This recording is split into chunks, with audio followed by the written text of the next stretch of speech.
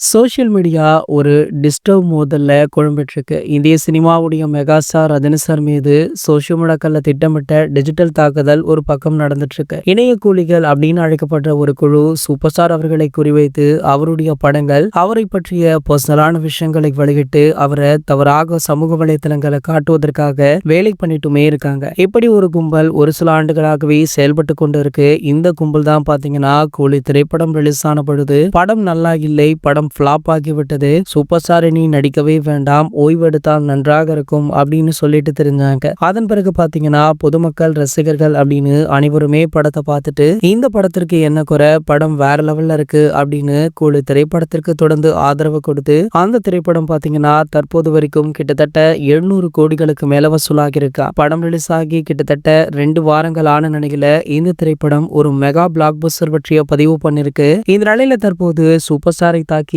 அந்த கும்பல் தளபதி விஜய் அவர்கள் செட் பண்ணது அப்படின்னு திமுக தரப்புல இருந்து ஒரு சில வதந்திகளையுமே பரப்பப்பட்டு வருது. காரணம் என்ன அப்படின்னு பாத்தீங்கன்னா, அப்படி தளபதி விஜய் அவர்கள் தான் இந்த சம்பவத்தை பண்ணார் அப்படின்னு வெளியே பரப்பி விட்டா தலைவருடைய ரசிகர்களின் ஓட்டு அனைத்துமே திமுகவுக்கு வந்து சேர்ந்து விடும் அப்படின்ற நினைப்புல திமுக இந்த வேலையுமே ஒரு பக்கம் பார்த்துட்டு இருக்காங்களா. இந்த தகவல் தற்போது வெளியாகி பலருக்குமே அதிர்ச்சியை கொடுத்திருக்கு. இது போன்ற செய்திகளை பற்றி நீங்க உடனே தெரிஞ்சுக்க நம்மளுடைய சேனலை மறக்காம சப்ஸ்கிரைப் பண்ணிக்கோங்க.